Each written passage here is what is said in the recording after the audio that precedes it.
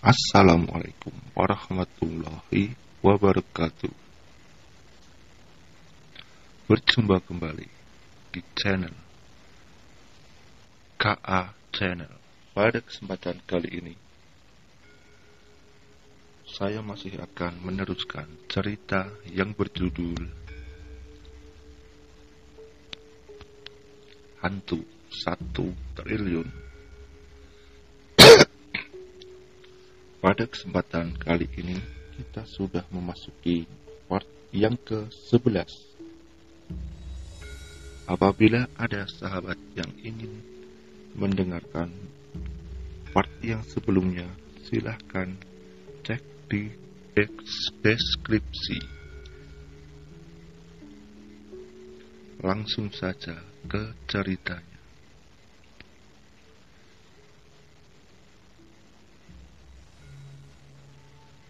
Kami pun berjalan mengendarai motor bututku ini pelan-pelan. Dinginnya kota asal Mbah Salman sangat menusuk sampai ke dasar tulang meski sudah berjaket tebal dan mantel hujan. Di sisi lain, dalam perjalanan pulang ke rumah, aku masih terngiang-ngiang di kepala ini akan pesan terakhir dalam kitab Mbah Salman. Hanya kepada Yang Maha Kuasalah kita berserah dan meminta, karena Dia Maha segalanya. Setiap ilmu datang dari langit, makhluk bumi sebagai wadahnya, bumi pula sebagai sumber dan akhir kehidupan makhluknya. Apa coba maksud dari semua kalimat itu? Aku yang dibonceng Imron sudah mengantuk teramat sangat, disusul pula fajar akan mengintip kami. Dalam perjalananku masih di benak ini, masih mengulang dan mengulang kalimat terakhir dari kitab Mbah Salman.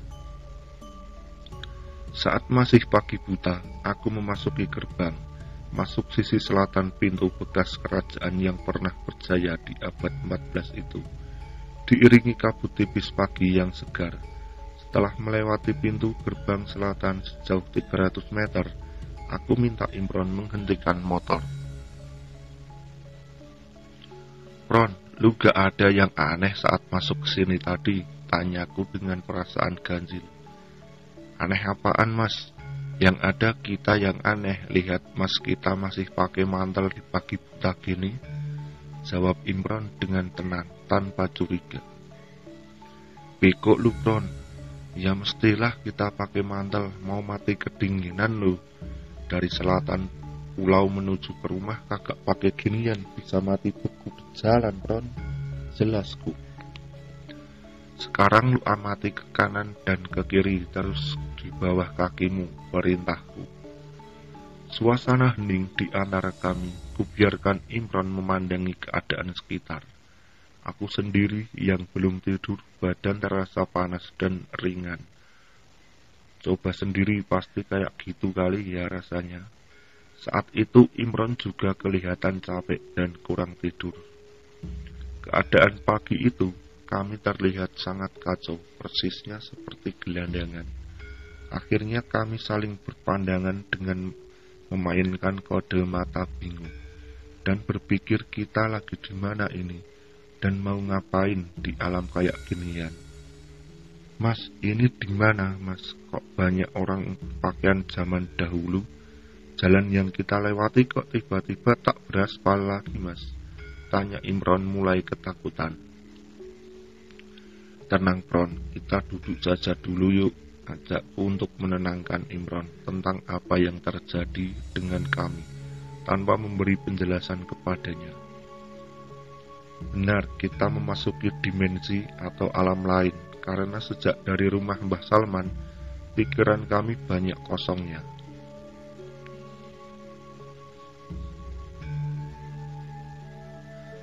Inilah efek kalau aku sedang memaksimalkan kemampuan semua panca inderaku dan semua amalan. Yang pasti aku akan sangat sensitif dengan dunia lain. Sampai-sampai beberapa kali kejadian ke dimensi lain. Tapi waktu itu aku masih dengan guruku, jadi ada yang membimbing. Kami masuk dimensi lain di era kerajaan, di lingkungan bekas kerajaan berlambang Surya.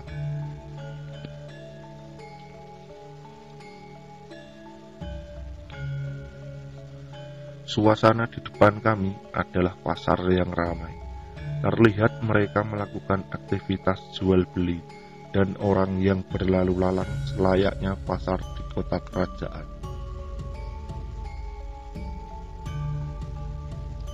Mereka rata-rata berpakaian memakai sewak, batik kain khas zaman dahulu, yang bagi yang perempuan banyak terlihat hanya memakai kain sewak tersebut dari pusar ke bawah lutut hingga bagian atasnya terlihat jelas, dan rambut yang bersanggul.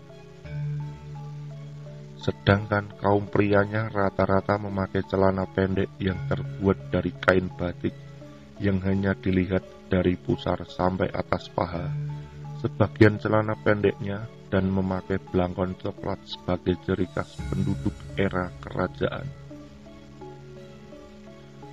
Berbeda dengan kaum bangsawannya, yang terlihat sangat mencolok penampilannya. Mereka sudah memakai baju berlengan panjang hitam, celana pendek sudah di bawah lutut terbuat dari kain warna hitam dan beralas kaki kulit. Rumah penduduk yang biasanya kami lalui di daerah ini, banyak yang sudah rumah modern, seperti saat di rumah-rumah saat ini. Rumah gedong waktu itu di dimensi lain, rumah penduduk yang aku lihat masih rumah kayu dan bambu, sedangkan atapnya berbahan hijau. Di depan rumah-rumah itu menyediakan gentong air minum dan cangkir dari batok kelapa. Gentong itu ditaruh di depan pagar rumah mereka. Mungkin gentong-gentong yang ditaruh di luar itu bertujuan untuk minumnya para pengembara atau apalah, aku juga kurang paham. Karena pada saat aku lihat sekilas orang yang lewat di depan rumah itu banyak yang minum dari gentong tersebut. Jalan yang biasa kami lewati biasanya beraspal, kini menjadi jalan tanah biasa. Imron masih bingung dan masih dianggap semua ini mimpi. Karena Imron tidak mempunyai kemampuan sepertiku dan sedikit penakut. Jadi untuk sementara aku diamkan saja akan ketidaktahuannya dan tidak terlalu bercerita banyak. Aku khawatir kepanikan Imron nanti akan menjadi bahaya buat kami kalau dia tahu. Aku hanya ingin diam sebentar untuk memikirkan cara untuk keluar dari dimensi ini. Di alam itu, matahari tidak tampak sama sekali. Terlihat hanya mendung hitam menutupi birunya langit. Padahal waktu itu harusnya matahari sudah menampakkan sinarnya. Di dimensi ini, kabut pun masih menyelimuti wilayah yang kami tempati. Seakan kabut tipis putih itu tetap pada tempatnya yang abadi. Ron, ayo cari warung kopi, kataku yang menghentikan kebingungan yang melihat kondisi sekitar. Kemana mas? Jawabnya. Situ, di depan saja, jawabku. Ayo mas, tapi gak apa-apa kan mas? Tanyanya takut. Gak apa-apa Pron, santai saja. Anggap saja mereka lagi mau syuting film kolosal. Kita juga gak ganggu mereka kok, kataku untuk menenangkan Imron. Oh gitu mas, jawabnya polos. Setelah sampai di warung tersebut, kami yang awalnya berencana memesan kopi, sesampainya di warung tersebut kami hanya mengamati suasana warung yang agak ramai dengan semua pengunjungnya. Kemudian di sini semua berwajah pucat pasi dengan tatapan kosong, tapi tetap melakukan aktivitasnya seperti manusia biasa. Mas, badhe ngersakaken unjukan menopo? Bahasa Indonesianya, mas mau minum apa? Tanya ibu dari pemilik warung yang berada di balik mejanya. Suara ibu itu mengagetkan kami berdua. Imron yang berada di belakangku, kakinya berjingkat kecil dan refleksnya menempel dadanya ke bahuku untuk sembunyi. Kopi cemeng kali bu, kopi hitam 2 bu, jawab Imron dengan refleksnya, disertai nada tergagap-gagap. Monggo pinarak lenggah rumiyin mas, jenengan tenggo sekedap melih. Mari masuk duduk dulu mas, kamu tunggu sebentar lagi, kata ibu penjual kopi. Waktu itu kami masih tetap berdiri untuk menunggu pesanan kami.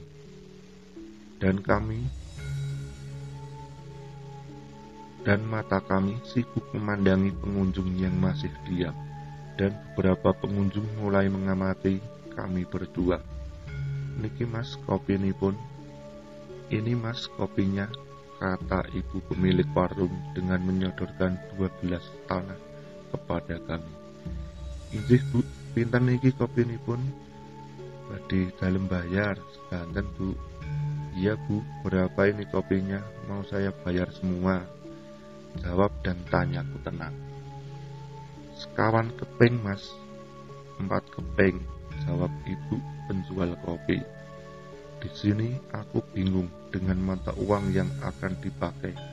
Aku terpikir sejenak untuk menemukan ide. Dan akhirnya aku memberikan uang receh pecahan 200 perak 4 biji. Setelah itu aku dan Imron saling bertukar kode dengan memicingkan mata serta alis untuk langsung berjalan cepat keluar warung tersebut setelah membayar. Niki bu artonipun, ini bu uangnya, aku memberikan dengan cepat agar tidak curiga penjual tersebut. Setelah menyerahkan uang tersebut ke tangannya tanpa bersentuhan, aku berjalan secepat kuda liar pindah ke tempat agak jauh dari warung tadi. Akhirnya kami bawa ke tepian jalan dan duduk memandangi kondisi sekitar.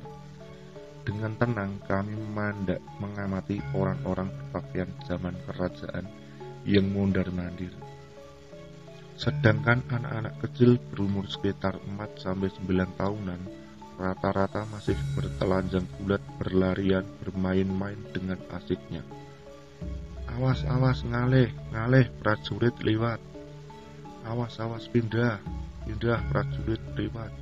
Bentak suara di samping kami yang agak jauh. Bentakan yang keras itu memaksa kami pindah lagi dengan cepat ke ujung tanggul kolam dengan rasa takut. Prajurit yang berbaris dan beberapa orang yang lewat di depan kami memandang kami dengan rasa aneh dan curiga. Ya tentulah kami berpakaian zaman sekarang. Tapi semua itu tidak aku hiraukan sama sekali. Aku bersikap cuek untuk menenangkan keadaan, terutama menenangkan si Imron yang masih takut. Waktu di tanggul kolam, aku meminta Imron tidak minum atau makan apapun jika di alam lain. Meski dikasih gratis oleh warga dunia lain termasuk kopi yang baru kami beli. Menurutku akan berbeda kalau sudah berada di alam nyata. Jadi kami hanya duduk berdua memandangi kolam lautan kerajaan yang melegenda itu. Waktu tersesat di dimensi ini, aku teringat cerita kakek waktu kecil dulu. Ceritanya bahwa ada temannya yang mencari kayu di hutan sekitar daerah ini, daerah bekas kerajaan. Saat itu teman kakek di pagi hari berangkat mencari kayu, akan tetapi di waktu senja temannya belum kembali pulang. Semua anggota keluarga mencarinya, dibantu para penduduk. Hari demi hari keluarganya termaksud kakekku ikut mencari kesana kemari, sampai ke hutan tempat temannya mencari kayu bakar tersebut. Pada akhirnya keluarga dan masyarakat semua termaksud kakek menganggap bahwa temannya sudah meninggal. Semua keluarga ikhlas akan kejadian ini waktu itu. Tapi selang 10 tahun tiba-tiba temannya yang dulu hilang muncul kembali di sore hari dengan membawa kayu bakar. Teman kakek ini dengan santainya ia pulang tanpa tahu apa yang dialami selama ini. Sontak sore itu menjadi heboh sekampung dan sampai ke Karisidenan. Maklum waktu itu masih era komunis. Teman kakek ini akhirnya bercerita tentang apa yang dialaminya. Intinya, teman kakek ini pada waktu di hutan dan saat perjalanan pulang, dia melewati sebuah rumah di tengah hutan. Pada saat melewati rumah ini, terlihat ada nenek tua sendirian yang berdiri di depan rumah, seakan menunggu teman kakek ini. Saat itu juga ia dipersilahkan untuk mampir ke rumahnya nenek itu. Sewaktu di rumah nenek itu, dia diberi minuman dan diberi makanan berupa umbi-umbian yang dikukus oleh nenek itu. Dia merasa hanya istirahat untuk minum dan makan umbi tadi. Perasaannya hanya hampir sekitar 1-2 jam di rumah nenek itu. Di rumah nenek tadi, ia hanya bercengkrama sebentar, disertai makan dan minum yang sudah dihidangkan. Setelah itu, dia berpamitan dan mengucapkan terima kasih kepada nenek itu karena berbaik hati kepadanya. Saat perjalanan kembali pulang, dia tidak merasakan apapun di jalan. Tidak ada yang berbeda. Dia hanya merasa banyak bangunan baru, padahal waktu berangkat masih kosong. Tapi dia tidak terlalu memikirkannya, seakan sudah capek seharian mencari kayu bakar. Setelah sampai di rumah, terlihat istrinya sudah nampak menua, dan anak-anaknya sudah dewasa. Keadaan itu membuat dia shock dan pingsan. Sama halnya istrinya dan anaknya. Melihat kepala keluarganya yang hilang kembali utuh seperti sedia kala, tiba-tiba muncul begitu saja. Mereka juga berpikir bahwa suaminya adalah makhluk jadi-jadian kala itu.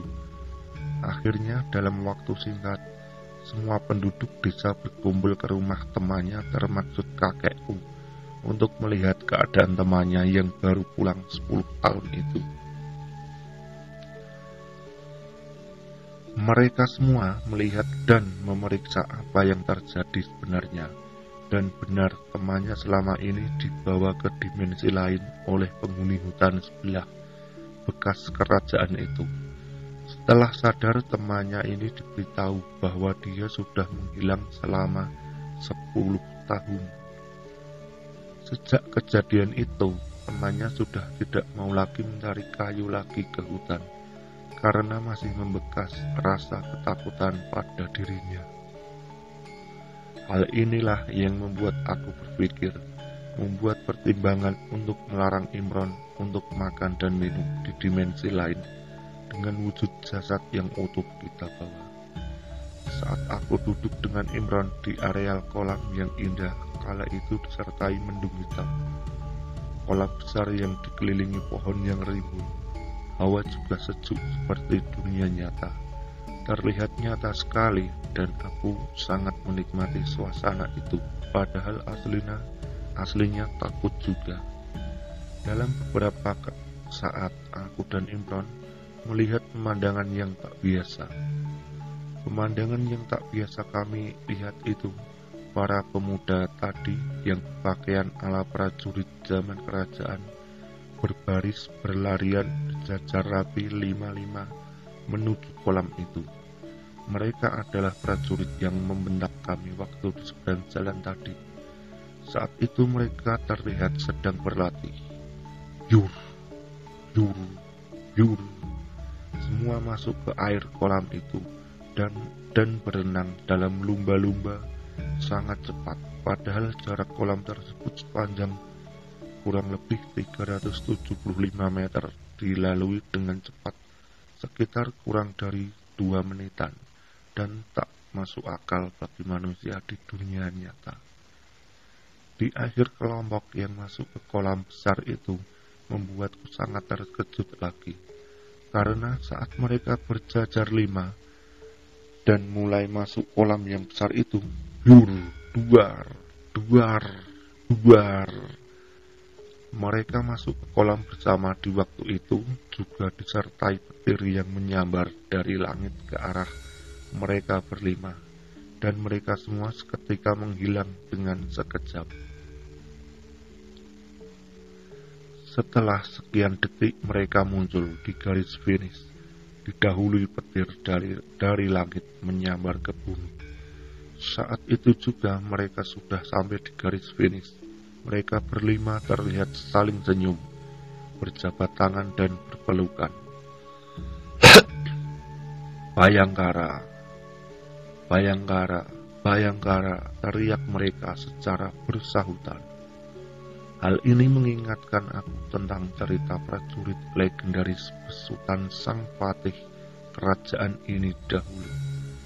Mereka terlihat tampak gagah, lincah, dan berotot. Tatapan mereka seperti tatapan haus akan perang. Apakah ini pasukan legendaris itu? Dalam hati kalau ia pantesan saja, kerajaan itu bisa menjadi kerajaan besar, dan ceritanya melegenda sampai sekarang. Kami hanya diam dan duduk mengawasi dari kejauhan tanpa berbicara apapun. Karena kami tahu, aku dan Imron masuk ke dimensi lain. Akhirnya, aku memutuskan untuk segera bersuci. Langsung saja kita lanjutkan ke part yang selanjutnya. Part 12, Second 3.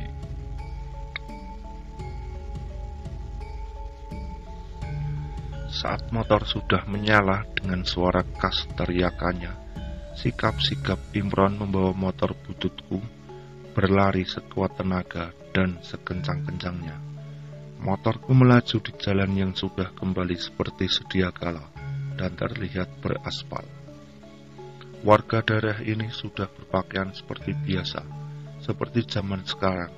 Rumah-rumah juga sudah berubah, nampak kembali ke habitatnya semula. Kami secepatnya menuju rumah untuk beristirahat dahulu.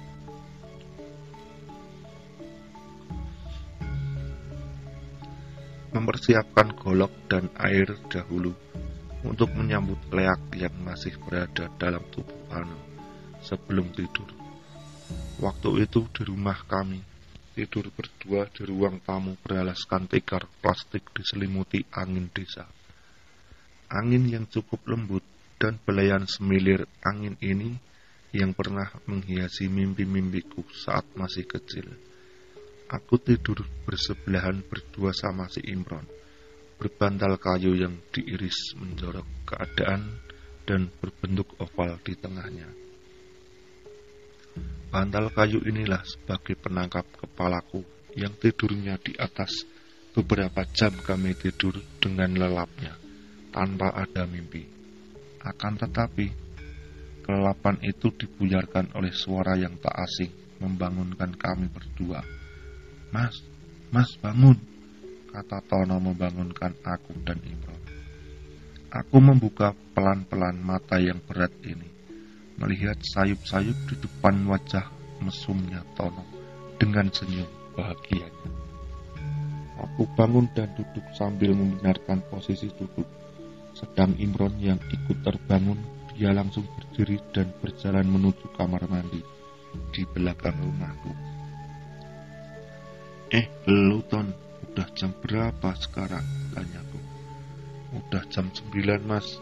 Dari tadi Tono tungguin mas bangun, tapi nggak bangun-bangun. Akhirnya aku nggak sabar dan Tono putuskan bangunin Mas Umar, kata Tono. Sialan lu Ton, aku masih ngantuk nih, badanku capek semua, jawabku.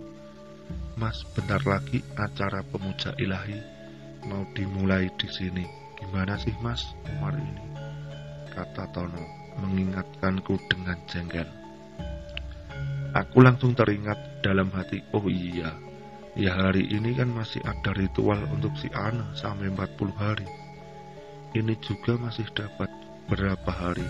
Kulihat Imron lewat di depanku yang baru kembali dari kamar mandiku. dan ikut duduk bersama kami di ruang tamu. "Ya udah Ton, aku mandi dulu Ton," kataku. "Ya Mas," jawabnya singkat. Setelah ada penjelasan pengingat dari Tono, aku langsung berdiri dan melangkahkan kaki menuju kamar mandiku untuk mandi kilat. Selesai itu, aku ganti baju di kamar. Saat sedang ganti baju, aku masih kepikiran tentang Anne dan Andi. Aku kemarin sudah janji kok jam segini belum datang ya. Akhirnya aku kembali ke ruang tamu, memastikan dulu ke Tono tentang keberadaan mereka. Apakah dia tadi melihat si Anne sudah kesini atau belum? "Ton, tadi lu lihat si Anne, si Andi sudah nyampe ke rumah, apakah gak?" tanyaku. "Oh, Mas Andi sama Mbak Anne ta Mas? Tenang. Tadi waktu aku nyampe sini Mas, aku lihat Mas lagi tidur sama si Imron. Jadi aku putusin telepon untuk memberi kabar Andi kalau pengen kesini malaman sekalian habis acara. Kebetulan mereka tadi sebenarnya mau berangkat, akhirnya dibatalkan," jelas Tono. "Oh ya udah Ton, pintar juga lo akalnya, tumben," sahutku sinis.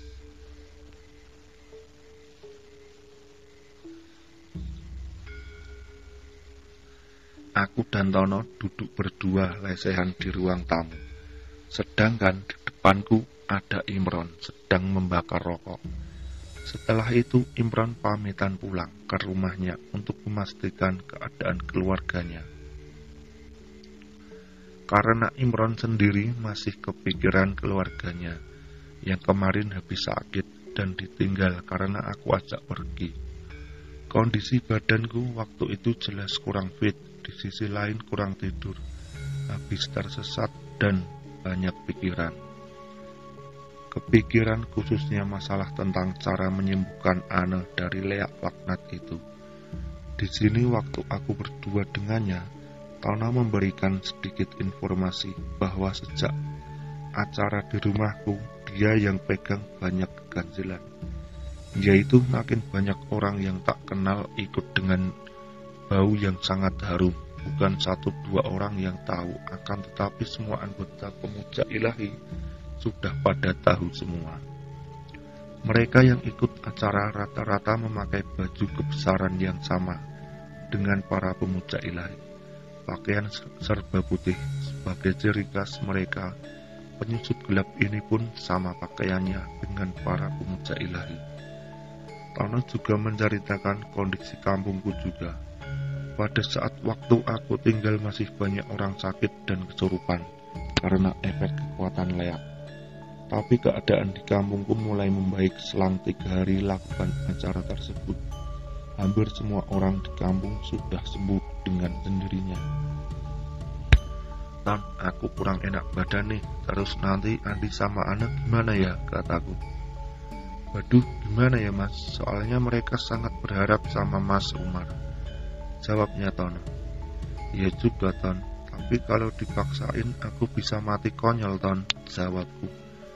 "Gini saja Mas, Tono belikan obat, habis itu Tono kerokin Mas Umar sebelum acara dimulai, gimana?" paksa Tono. "Ya udah, buruan sana Ton," sahutku.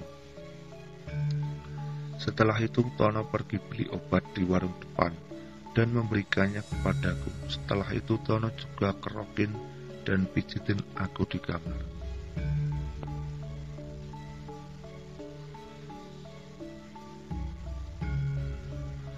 Hitung-hitung untuk pulihkan stamina, tapi aku juga masih bingung akan obat dan cara penyembuhannya Anne yang belum dapat. Padahal ini mau berantem lagi dengan leak. Seperti biasa jam 22 waktu Indonesia Barat. Rumahku.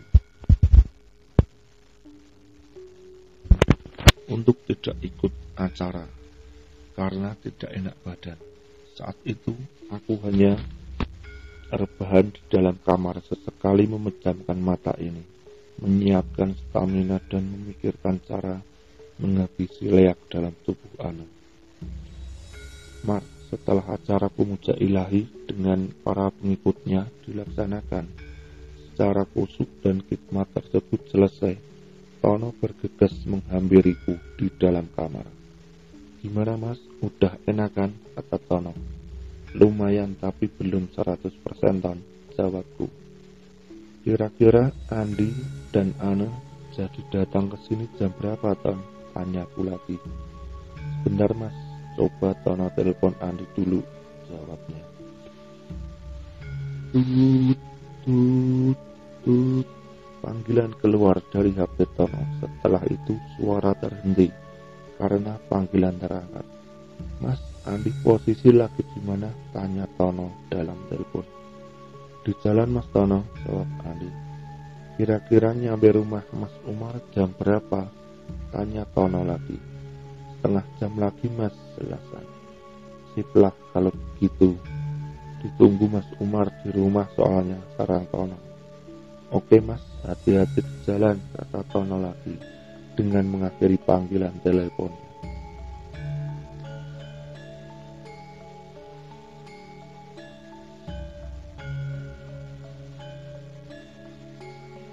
Setengah jam kemudian, aku bergegas ke ruang tamu untuk menunggu Andi dan Ana. Kami berdua menikmati kopi dan rokok. Kali ini rokok Tono yang aku nikmati, yaitu rokok andalannya, rokok Mentari Daha. Maklum, selama beberapa hari ini aku hanya merokok pintingan tradisional saja. Suasana ruang tamuku tetap seperti malam-malam sebelumnya, berhawa sejuk, tenang meski dalam kegelapan malam. Namanya juga rumah di desa yang dekat dengan sawah. Tak berapa lama kemudian, sesuai kata Andi di telepon, mereka datang. Kali ini mereka datang bertiga, yaitu Andi, Ana, dan bodyguardnya 1 orang. Terlihat dari dalam ruang tamuku, mereka mengendarai mobil MPV hitam kali ini. Mobil buatan Jepang yang sangat familiar di negara ini, yaitu mobil keluarga.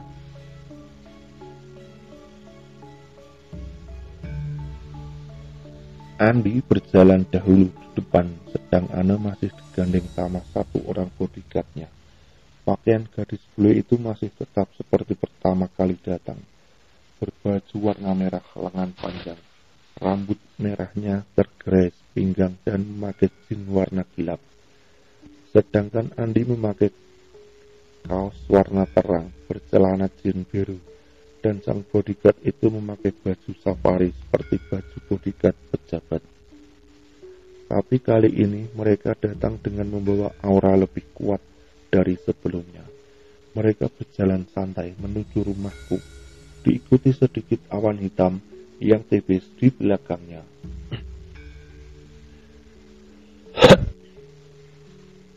Meski awan itu tak terlihat oleh mereka, karena hanya orang-orang tertentu yang bisa melihat dan merasakan akan hal ini. Dalam hatiku, kali ini bisa lebih gila suasana dari yang pertama. Mungkin leak ini juga habis persiapan, sedang aku sangat minim persiapan dan kondisi badan belum 100% fit. "Assalamualaikum," sapa Andi.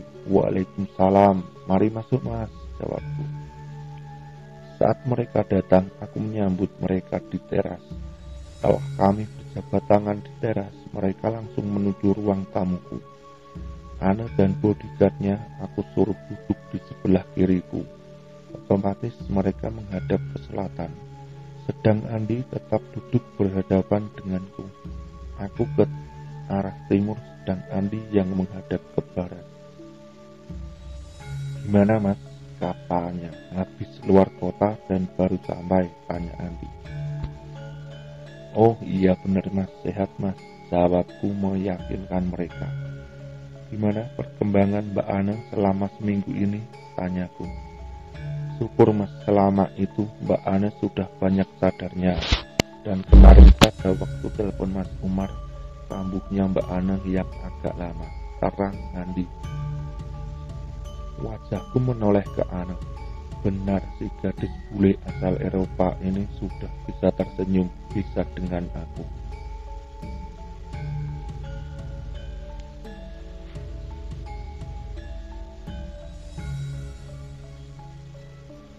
"Gimana Mbak Ane kabarnya?" tanyaku.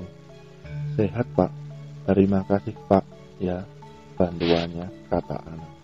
"Sama-sama Mbak," jawab. "Oh iya, selama ini kalian di mana?" tanyaku pada Ane dan Andi. "Sementara kami saat ini tinggal di geraha keluarga di ujung Galuh," jawab Andi. "Oh, kukira kalian langsung balik ke Eropa setelah dari sini," tanyaku lagi.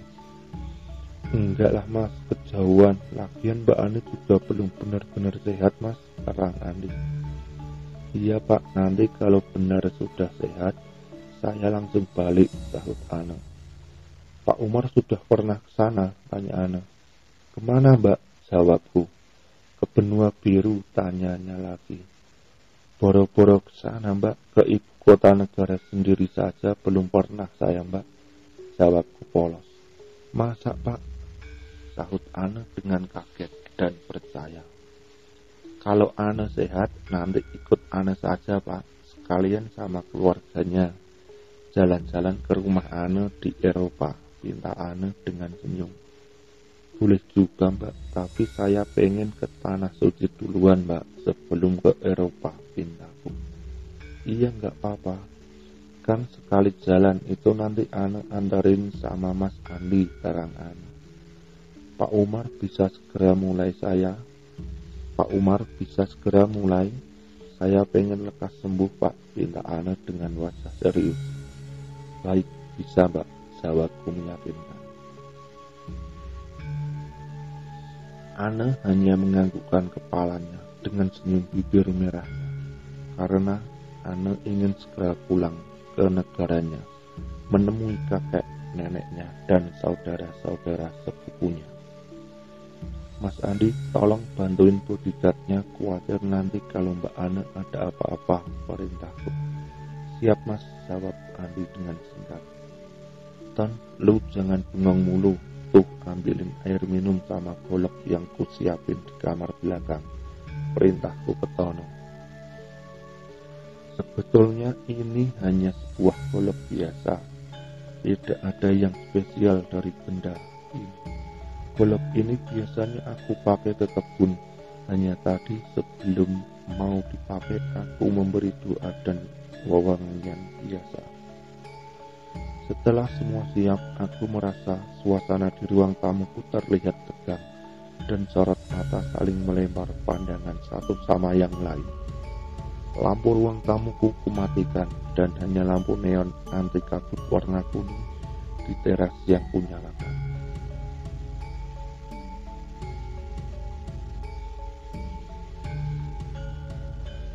Dengan cahaya samar-samar, cahaya kuning menyinari ruang tamuku. Malam hari itu, suasana semakin terlihat kelam, seram dan mencekam karena aura dari leak yang dibawa Ane. Sejenak aku duduk bersila menghadap Ane dan sedikit kakiku sebelah kiri menempel di tanah karena karpet plastik yang bolong. Sedang Ane duduk bersimpuh di depanku. Kusuruh Andi memejamkan matanya sejenak dengan posisi duduk tegak. Aku pun duduk di depannya persis berjarak 1 meter. Kedua tanganku yang tadinya hanya bertumbuh pada kedua paha, kuarahkan kedua tanganku ke dada si Ane. Sebentar aku berkonsentrasi dan membaca kalimah-kalimah thayyibah dan mantra. Sejenak kedua tanganku kuangkat langsung memukul dari jauh dengan segenap kekuatan tanpa menyentuh tubuh gadis bule itu.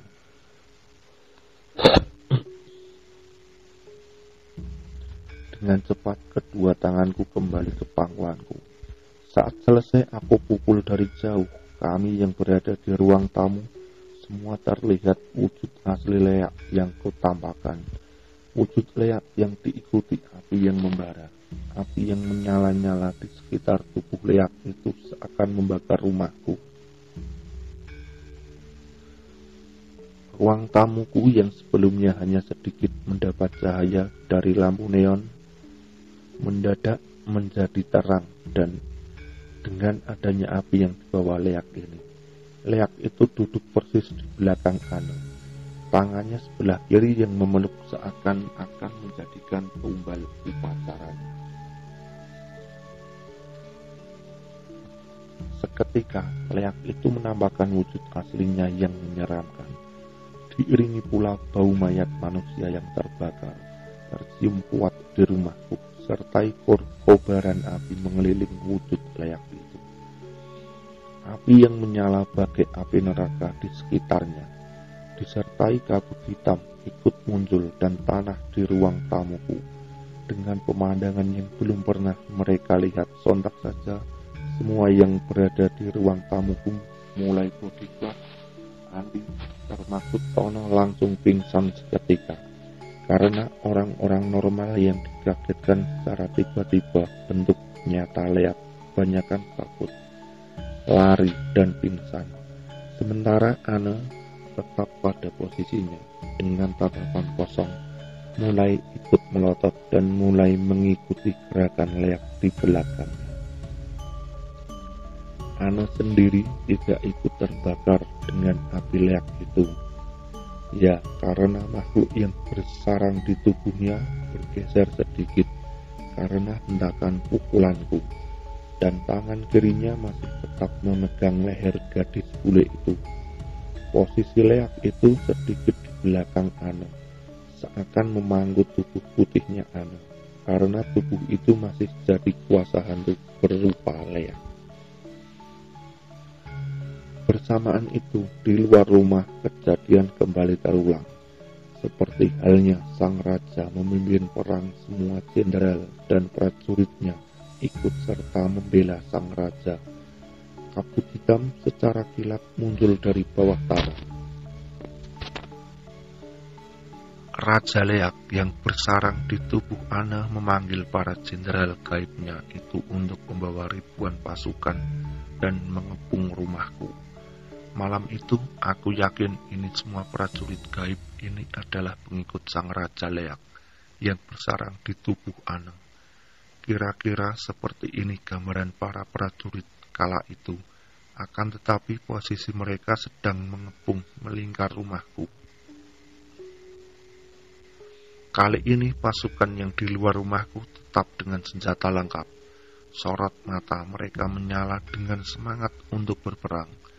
Nafsu membunuh para prajurit yang ingin untuk membunuh lawannya.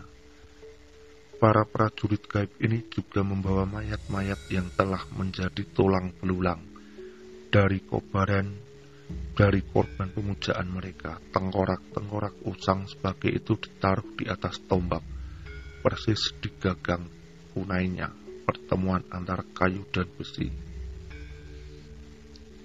Senjata yang dipamerkan seakan menunjukkan kedikdayaan mereka selama ikut golongan calon arat. Tak lupa mereka juga membawa bau khas mereka, yaitu bau mayat busuk, bau anyir, dan yang kuat juga ikut masuk ke rumahku. Bau-bau semacam ini yang aku benci karena akan membuat aku mual dan muntah. Di saat semua sudah siaga satu, kami semua yang mau berperang mengambil aba-aba. Aku mengambil golok yang kusiapkan di samping dengan tangan kananku. Akan tetapi hanya wujud gaibku yang bangun dan membawa golok di tangan kanan ini. Di sini pikiranku juga yang masih belum menemukan teka-teki dari Mbah Salman dan masih berpikir untuk memecahkannya. Malam itu, aku masih menggunakan cara perang yang arogan, kuno dan paling ngawur. Mau bagaimana lagi karena kondisi yang belum memungkinkan untuk menemukan teka-teki itu. Kejadian percobaan kedua ini aku lakukan tanpa taktik jitu, dan disinilah bodohnya aku yang akan mengulang kesalahan dalam percobaan pertama. Waktu itu aku sendirian, aku benar-benar nekat karena akan bertempur habis-habisan dengan musuh tak sebanding. Seakan siap untuk mati, semua hal yang kumulai ini. Saat aku mengayunkan golok dan memainkannya dengan tangan kananku seakan aku ahli pedang. Aku berpikir hal ini kulakukan untuk sedikit menakuti leak sialan itu, untuk menjatuhkan mentalnya dulu sebelum beradu kanuragan. Tapi aku salah. Yang ada sorot tatapan leak panglima dan pasukannya semakin geram, marah seperti mau menguliti tubuh balutku dan jasadku. Tiba-tiba leak itu berdiri tegak dengan cepat disertai api membara dan menyala-nyala di belakangnya, muncul seakan api neraka yang melindunginya. Ia juga melepaskan pegangan tangan kirinya dari leher Ana. Sikap berdirinya leak itu jelas menantang aku. Dia menari memainkan jari panjangnya dan mata merahnya yang hampir lepas dari kelopak matanya. Saat ku tengok sebelah kananku, para prajuritnya yang mulai berlari serentak bersamaan ke arahku. Secara tiba-tiba dihentikan dengan kode tangan sang raja leak ini untuk berhenti. Seketika itu juga ribuan prajurit itu beserta 2 jenderalnya berhenti, tepat di sampingku sekitar 5 meter. Kelihatannya sang raja leak ini ingin bertempur 1 lawan 1. Posisi leak itu sudah bebas dengan kedua tangannya tanpa memeluk Ana lagi, dan hanya beberapa meter di belakangnya. Leak ini akhirnya pindah ke atap rumahku. Kelihatannya dia ingin bertanding di atas atap rumah dan dilihat oleh semua jenderal dan prajuritnya. Aku pun mengikuti leak ini ke atas rumahku, dan saat itu posisi kami sama-sama bagai di atas ring tinju bebas. Di atas rumah yang tadinya gelap, kini menjadi terang oleh api leak itu. Dalam kondisi itu, aku langsung berlari menuju leak itu berdiri untuk memulai pertempuran. Lari menuju ke arah leak dengan menggenggam pedang di tangan kananku. Golok yang kugenggam langsung kutebaskan ke arah kepalanya.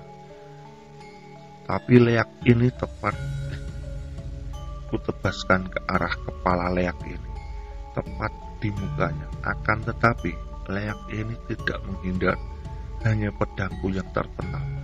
Sang raja leak ini hanya diam, seakan ilmunya kebal tiada tanding. Aku mengambil golokku lagi yang terjatuh tak jauh dari arena dan mulai menebas tubuh leak ini dengan gerakan arogan sebisanya dan sekuat-kuatnya. Percikan warna merah yang terlihat akibat gesekan antara besi dan energinya yang terlihat dari serangan ngawurku.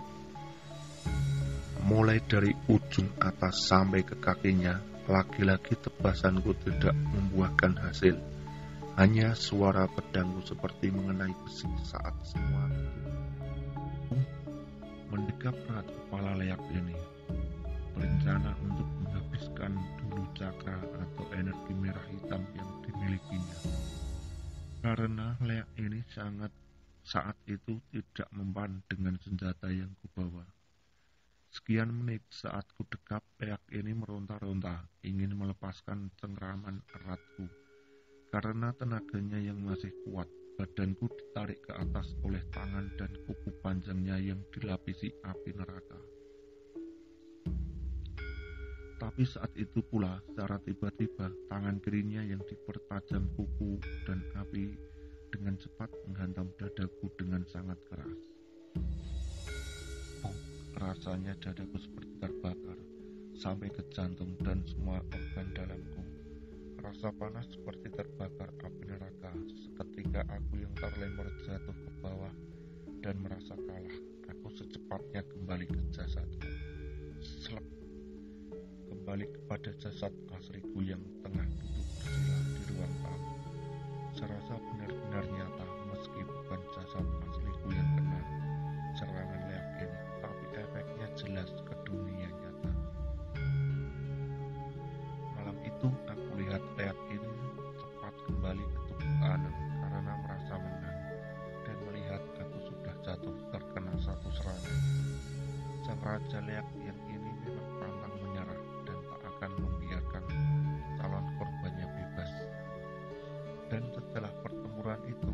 terakhir, semua jenderal dan pasukannya hilang seketika dari lingkungan rumah.